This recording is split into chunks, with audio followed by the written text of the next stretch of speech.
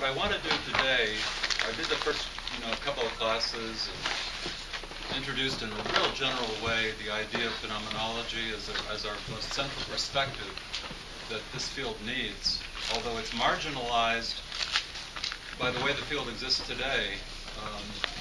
If you think it through, I think you possibly might agree with me that it's wrong that it's that way. Instead, it should be the central point of view for so-called psychopathology, abnormal psychology, psychiatry, clinical psychology. Okay. So I just gave you a couple of definitions of it, and then 4 illustrations of the phenomenological point of view in action, meaning just applications of it where we look at something that a person is doing, saying, feeling, dreaming, and try to form at least tentative answers to the question, the great phenomenological question: what does this mean? That's what. So phenomenology is concerned always and really only with meaning. And what does the term meaning itself mean? It signifies or designates the place of something a person is feeling, doing, saying in the overall context of that individual's personal, subjective world of experience, okay?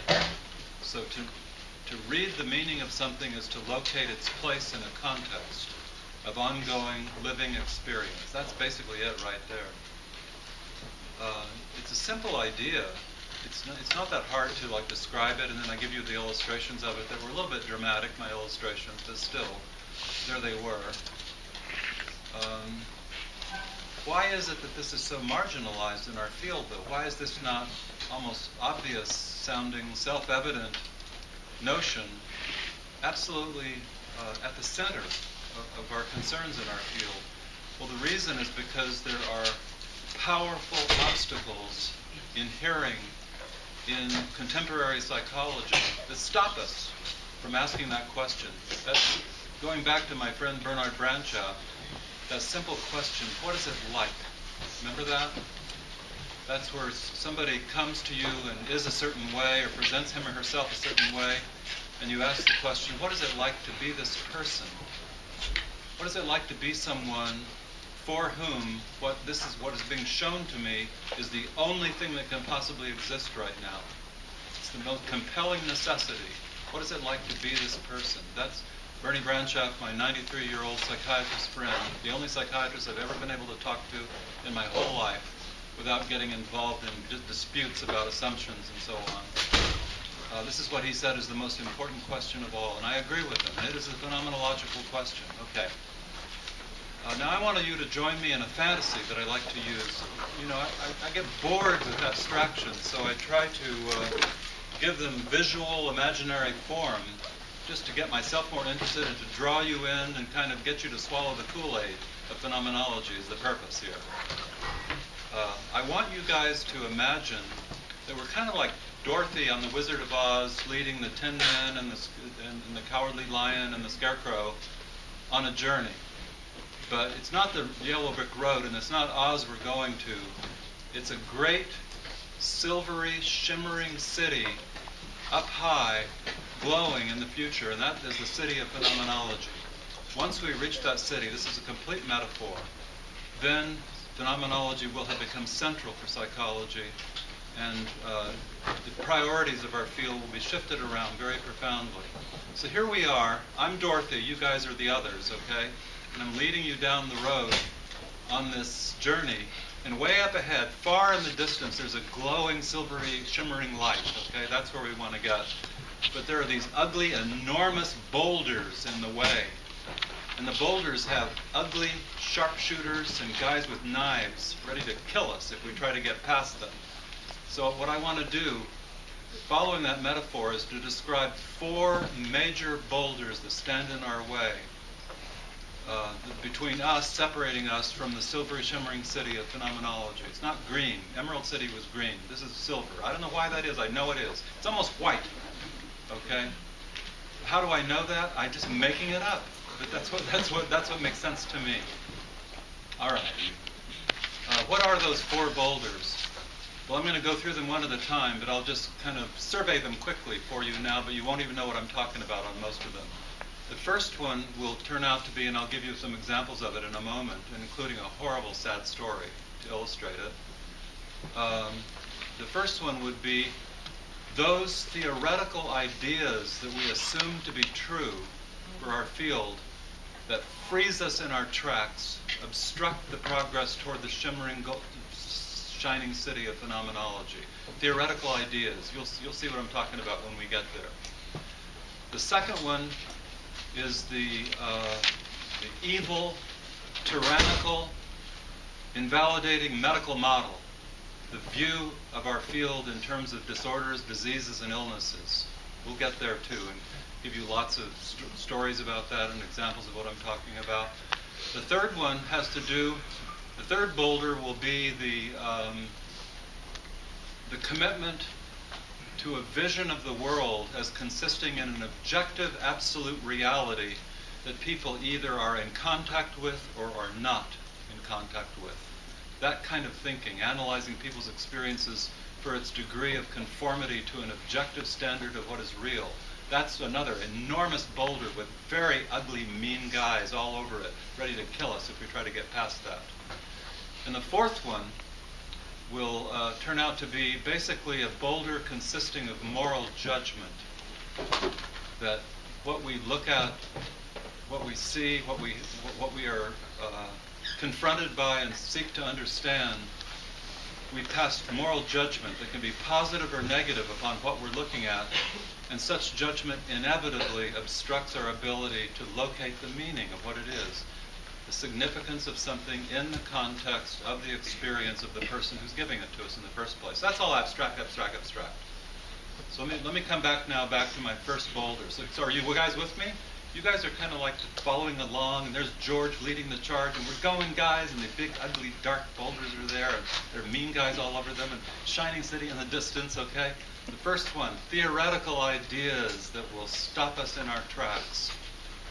And I'm going to give examples of such theoretical ideas and try to elaborate and carry on and on and on about it. And this is what I've found is that phenomenology is like an easy thing to define. Just catch on to what's going on with a person from that person's point of view. That's all it is.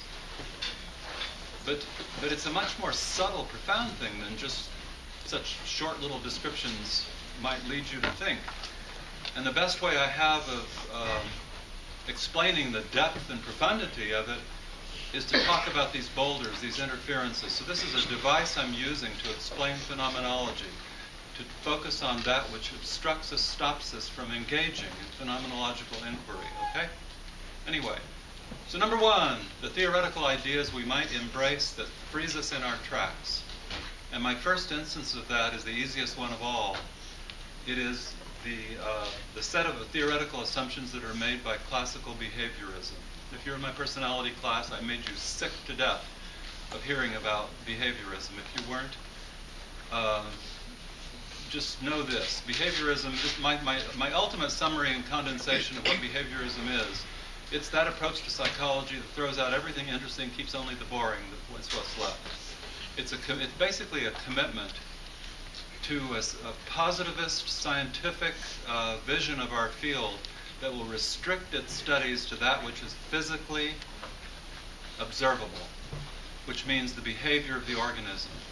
So behaviorism, as a theoretical standpoint, rules out of the field of what we can even study in psychology the realms of subjective experience, consciousness, subjectivity.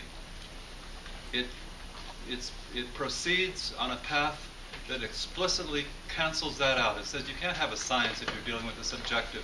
Science requires objective observation, objective data, and so on. That's it.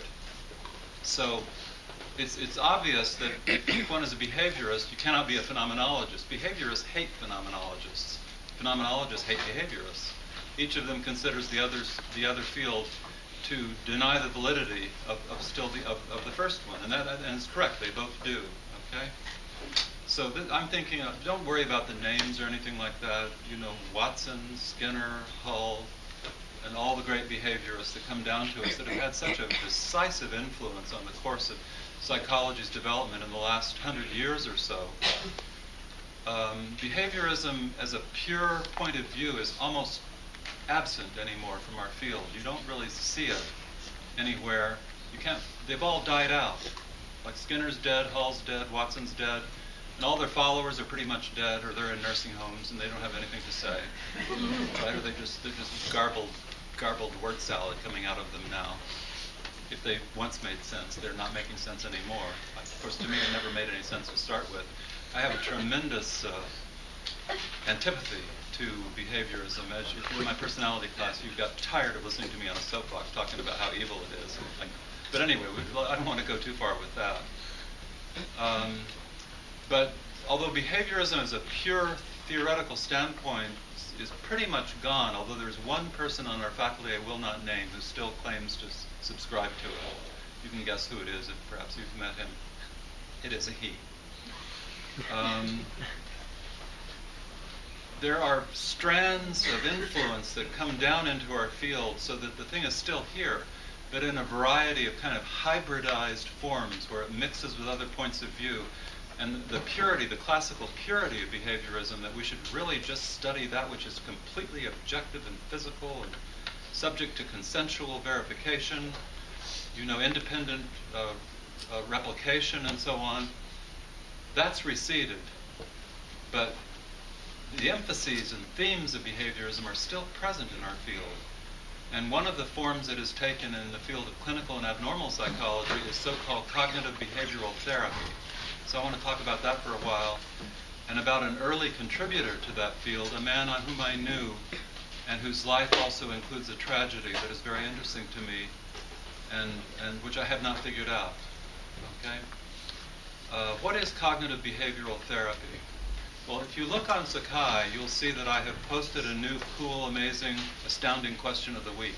Each week I call it something different. One week it's cool question of the week. Next week, amazing question of the week. Next week, astounding question of the week. Next week it'll be mind-blowing question of the week. Anyway, my classes were so boring. I gave the class I wanted. I wanted somebody asking mind-blowing, cool, astounding questions. So I give them to you anyway. That's why you're going to like this class, if you don't like it already. I hope that's true, at least. Anyway.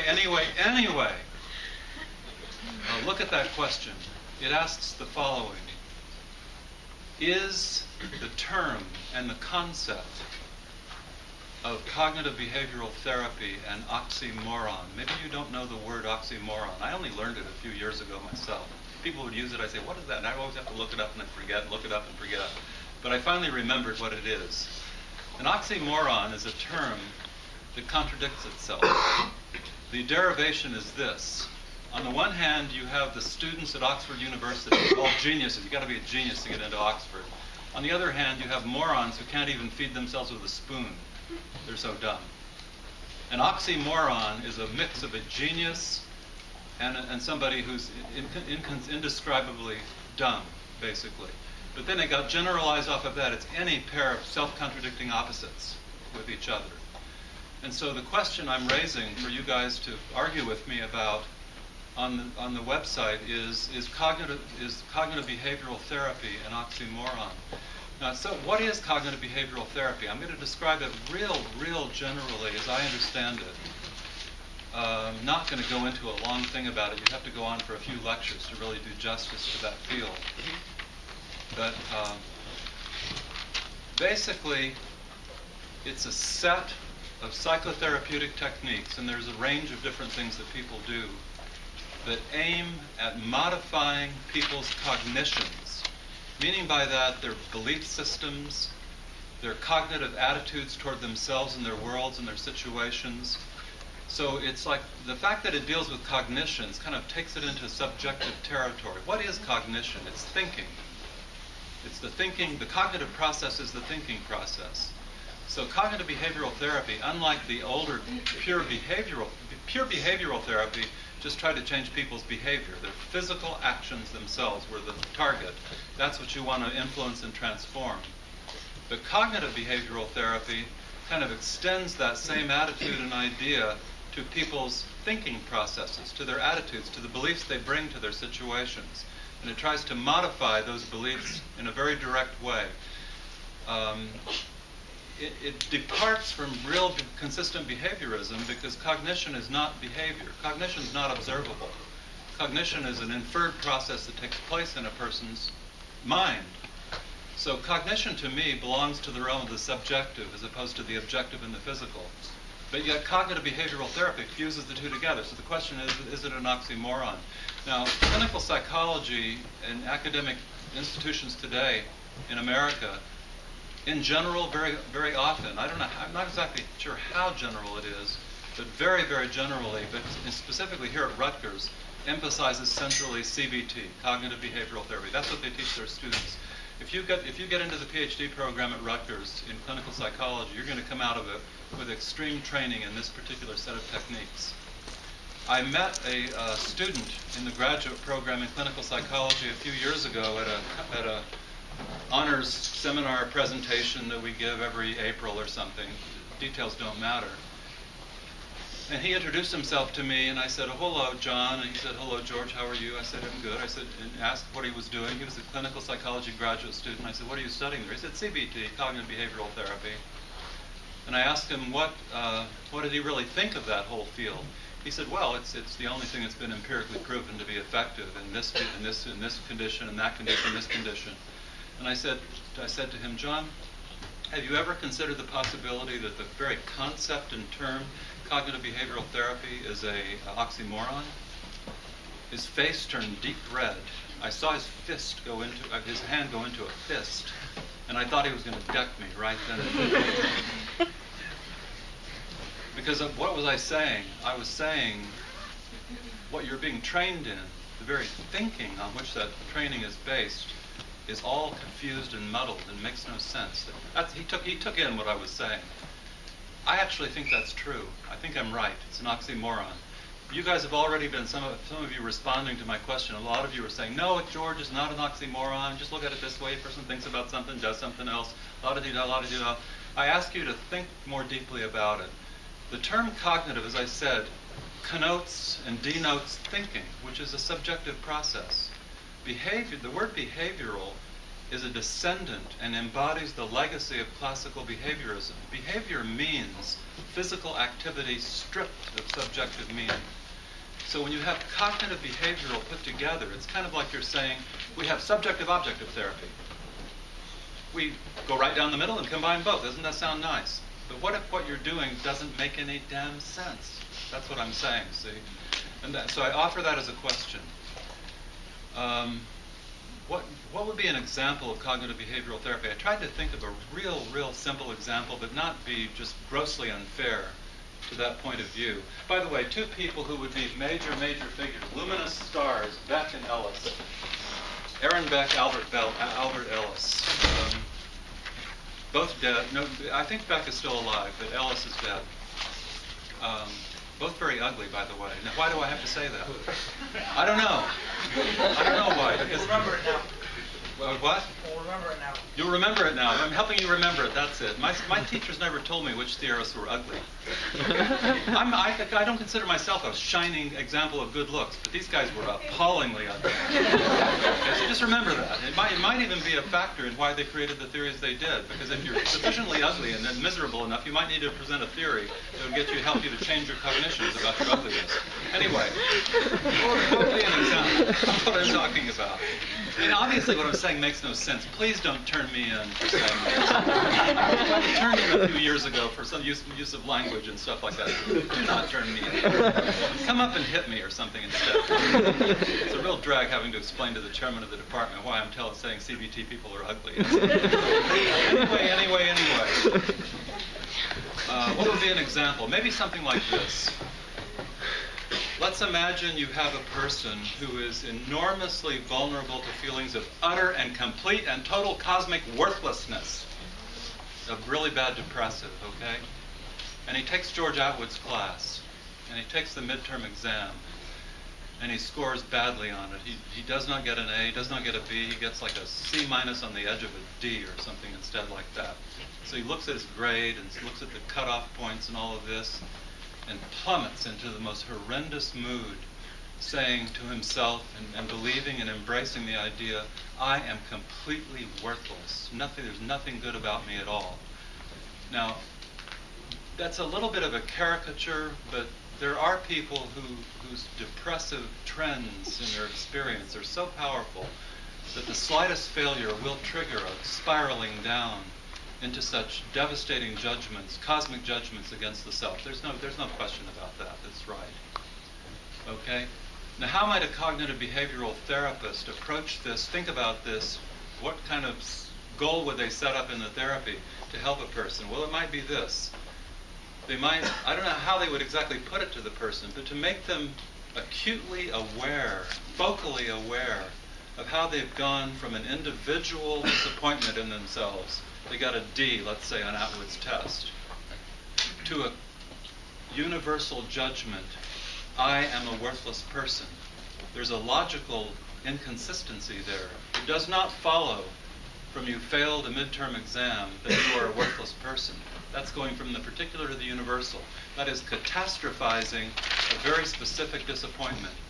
So they would try to engage the person in a way to get them to see and think about the illogic of that jump, to think about what's going on in their minds that they're ready to take a small failure and escalate it into a universal failure. That's kind of it.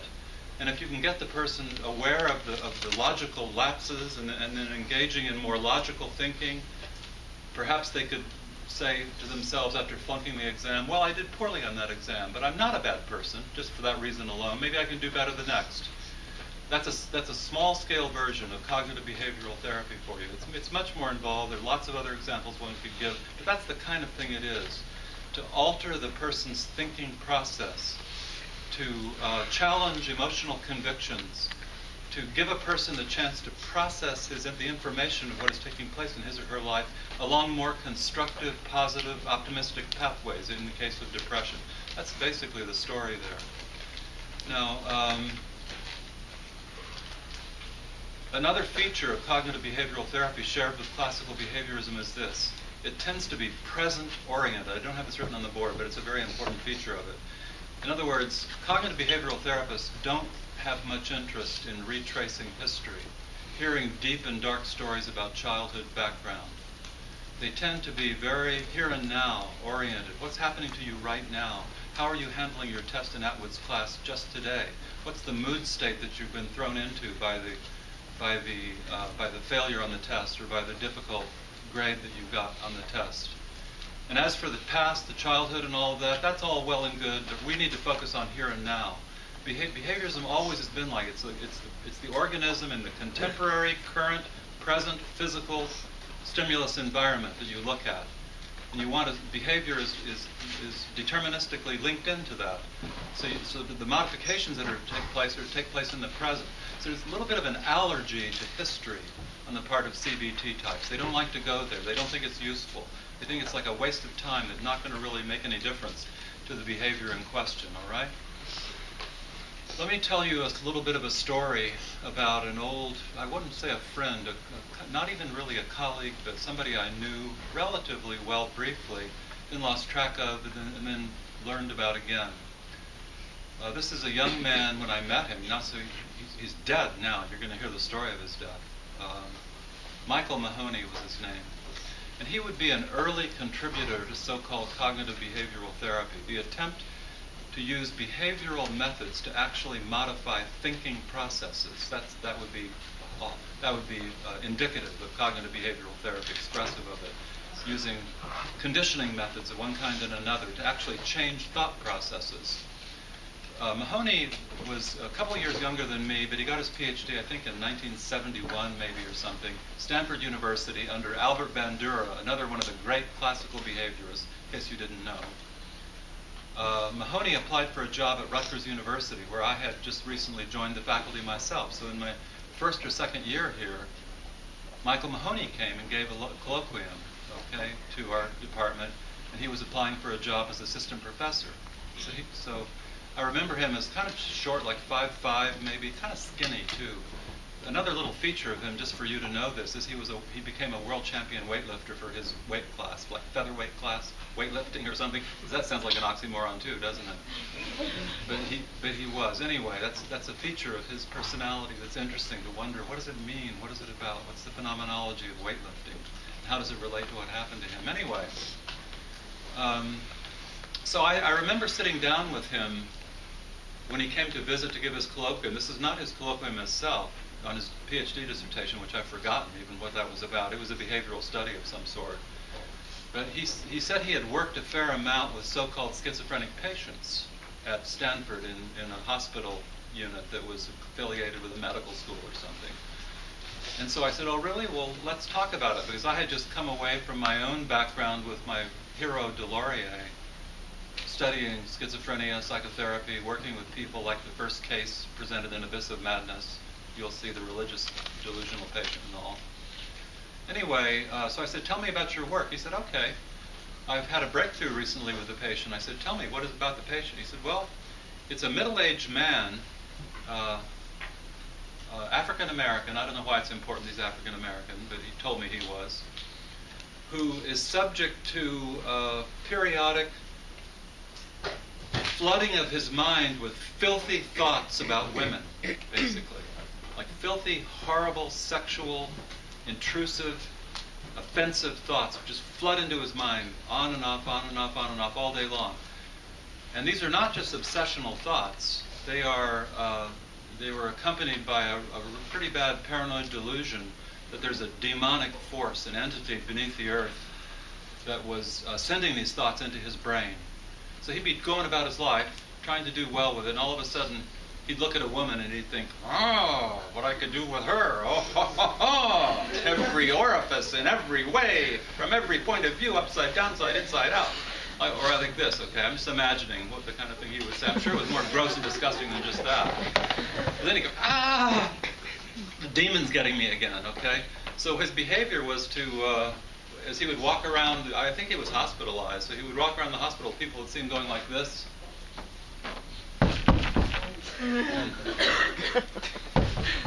And it came to be understood that the symbolism there was this is kind of calling upon the power of God to assist in the suppression of the power of the devil that was causing the evil thoughts about women's sexuality to flood his brain. So he was trying to clear up his brain, clean out his mind, and be a more virtuous person as he had been trained to be by his early religious upbringing, whatever that was. Okay, that's basically it. So I said, well, I'm interested in that, Michael Mahoney. Tell me what you did with this patient. He had devised something we can call rubber band therapy. He said that the man was so disturbed by these thoughts, and his behavior was erratic. It would frighten people when he's going like this and stomping on the ground and all of that. So what he did is he got some big, thick rubber bands, like 9 or 10 or 12 of them, and put them around the patient's wrist, and then trained the patient to, when he would have these thoughts, just pull these rubber bands back and real far and whack! Whack! Okay, like that. And he found that he was able to actually graph the occurrence of the filthy thoughts as a function of the use of the rubber band therapy whack, whack, whack treatment. And they went down substantially, like 90%. They were up there at 100%, meaning occurring, let's say, 50 times a day. They went down to 5 times a day, thanks to this rubber band therapy. So there I am, sitting there in 1972 is probably when this was. I'm hearing about rubber band therapy? Rubber band therapy? Like, even if you've got graphs to prove how effective it is, this is BS. Rubber band therapy? This is like seems self-evidently stupid to me. But it was so stupid that I was speechless. Like, I couldn't even tell him. I don't think that is necessarily the best approach to these things. Well, what about my graph? Look, it goes down, down, down. How can you argue with that? Oh, my God. Also, was it an improvement anyway? Because he was already doing his own version of rubber band therapy. He's doing this, stomp, stomp, stomp. Now he's doing whack, whack. So if you see him going down the street, which one would be weirder, the guy with the rubber bands or the guy going like this? I don't even know which it would be. It was tremendously upsetting to me that this was a brilliant young man, Michael Mahoney, graduating from his training by Albert Bandura, a great figure in the history of behaviorism, if you know about him. The concept of vicarious reinforcement is associated with his name. Don't worry, if you don't know what that is, don't worry about it. It's not on the test. He's saying this stuff that is just, on the face of it, it's no good. So then I asked him some further examples of what his work with schizophrenics, and he told me another one. There's a theme in common between the two that may relate to the tragedy of Mahoney, actually. This story is going to be very unsatisfying to you because although it has a tragic ending, it ends with question marks too, tremendous question marks. Here's the other story.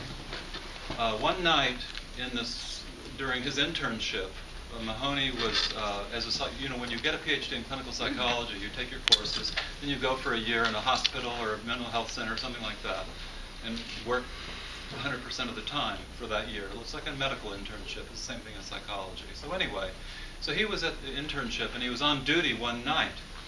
And there was a patient on the ward. There were 20 patients on the floor or something, and there was one guy who was bellowing, shouting, cursing, disturbing the whole population of people. They were all in an uproar because this guy, I'm not going to imitate the guy, but he was just the worst words in the world. He was screaming at the top of his lungs, okay? Fuck this and fuck that and whatever it is, okay? And so the nurses called Mahoney, and what can we do with this guy? And he said, I have an idea. And he told me this story, so you have to imagine me sitting there listening to this, having just heard about rubber band therapy. So he went out into the hallway outside the bedroom of the patient who was shouting up all the obscenities and upsetting everybody on the staff, and he took a really deep breath. And I'm not going to imitate him. I'll hurt my voice if I do. But he took a really deep breath, and then he just shouted out with all the strength of his being, "This is God talking. Shut up!" All right? And the guy was quiet after that. So that was presented as example number 2 of his work. Do you see the theme in common?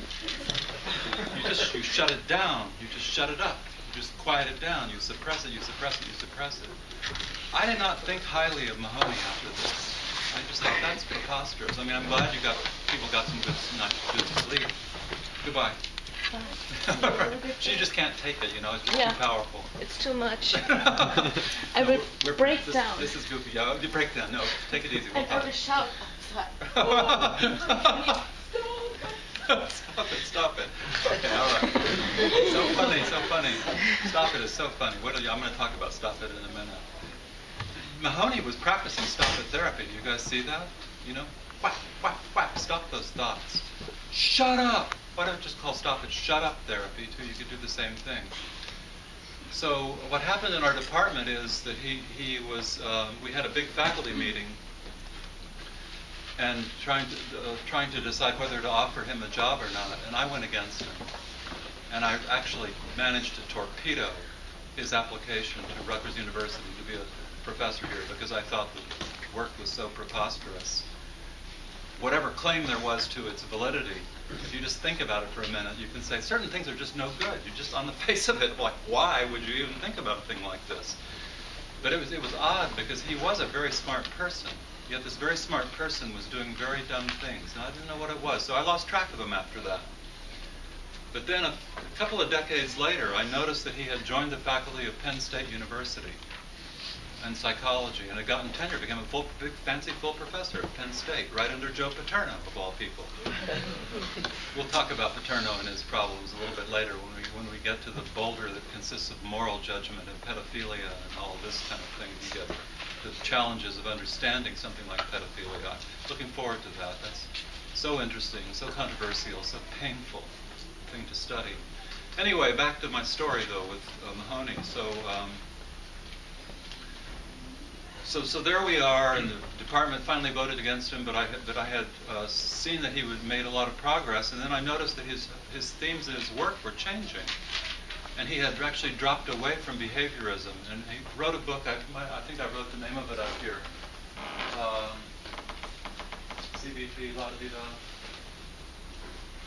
Yeah, Constructive Psychotherapy is the name of his book. This is his magnum opus. He wrote 4 or 5 or 6 books. And but the main one really is so-called constructive psychotherapy. And let me see if I can summarize what's in that book in a nutshell. It's non-behaviorist. It's kind of shocking how an early behaviorist would gravitate, or even cognitive behaviorists would gravitate toward this thing that looks kind of phenomenological. I'm just going to say some things about it. I don't know what you'll think of what I'm saying, but just flow with me as best you can. Constructive psychotherapy basically looks at people as construing beings. people are affected by what happens to them on the basis of how they construe the meaning of what it is that has happened. That sounds phenomenological, doesn't it? You have to look at the constructs that people build in their lives.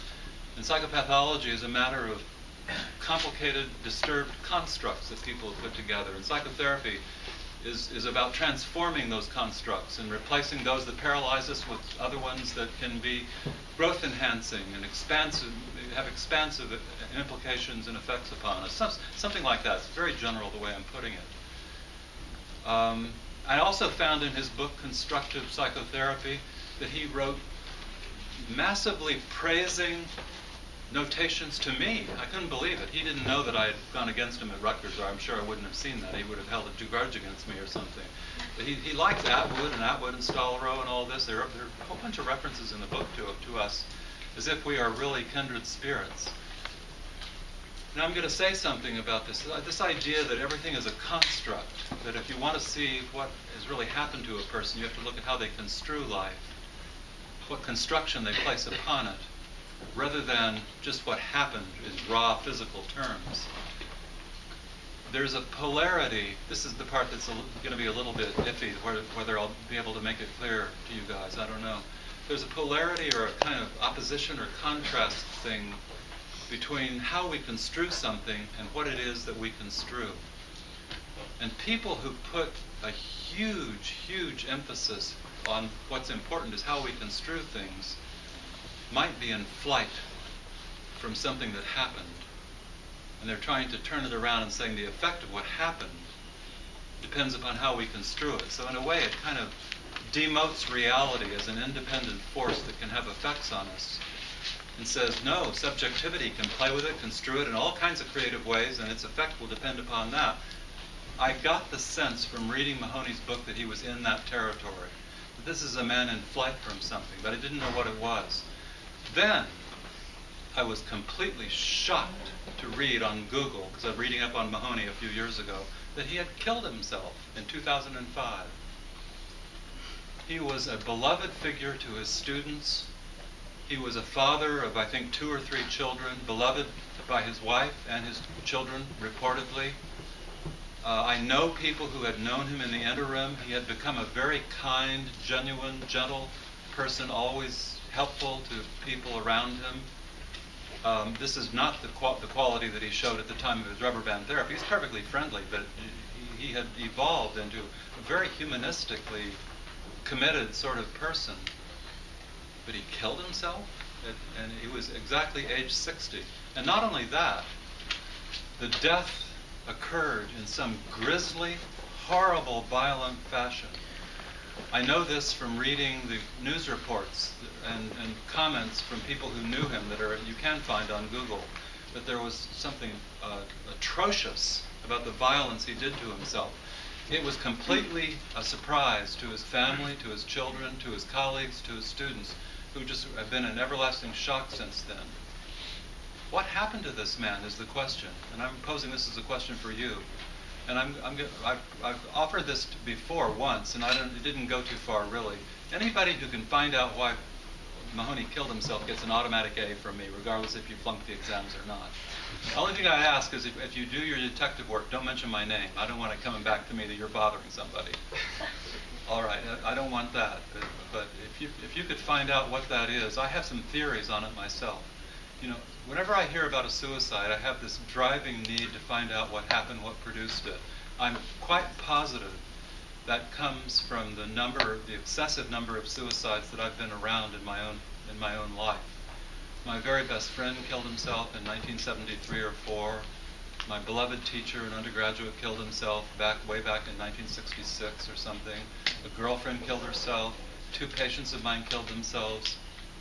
It's just been too many suicides, too much trauma. So I'm sure it's related to that. Then I've got to know what happened to this person. You can read my thoughts on suicide. They're in chapter 7 of Abyss of Madness. And I tell some of the stories in there about it. My struggle to understand what really happened to people. Whenever I hear about one, I want to know what it is that really did it. And I wanted to know with Mahoney what it is. So a few years ago, I bought all his books, trying to search in. I went through Google, couldn't find anything, except that he happened to use violence on himself that was really horrific. So there's some powerful reason going on there, hidden from his environment. There's a hidden reason. Something is kept in a chamber of secrecy in his heart. I don't know what it was. So I looked in his books to see if I could find it.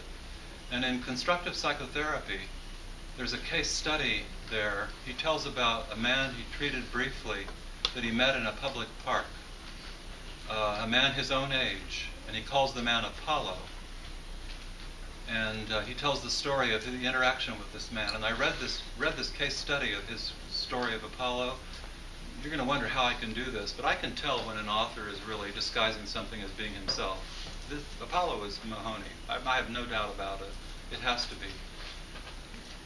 You know, psychotherapists who write about their work always disguise themselves. They appear as one of their cases. I appear twice in Abyss of Madness. I've mentioned this to you. I appear, if you look at that and you find the story of a guy who lost his mother at 8 years old, it appears twice. That's me. I'm just telling you. I don't say it in the book itself. So you don't have to be subtly interpreting anything to figure out which one is me. But Mahoney did this with Apollo. So I was really curious then, because that'll be his story. That'll tell the secret, won't it? It was so frustrating because I read what the book includes is this long, tortured dialogue between Mahoney, the therapist, and Apollo, the patient. That's another psychologist, by the way. That was another giveaway that it was him. It had to be him. And there's this terrible thing that Apollo carries in his heart. And Mahoney is trying to encourage him to open up and tell him what this terrible thing is. And they get step by step closer and closer, and I'm reading it and throwing through the pages and getting really excited. I'm going to find out what it is that happened to Mahoney that made him kill himself. And finally, the man says, "It was a terrible, terrible, terrible tragedy," says Apollo to Mahoney. And then Mahoney cuts off. The story stops there. What? I was so mad I wanted to rip the pages out of the book and rip them up. Mahoney, what's wrong with you? Come back from the dead and tell me what happened. I have not been able to figure out what it was. So then I looked at Mahoney's educational record, trying to reconstruct a little bit by externals and so on, and I found out, I'm telling you a process. There's no secret here, really. There's a secret, but what it is a little bit mysterious. I found out that he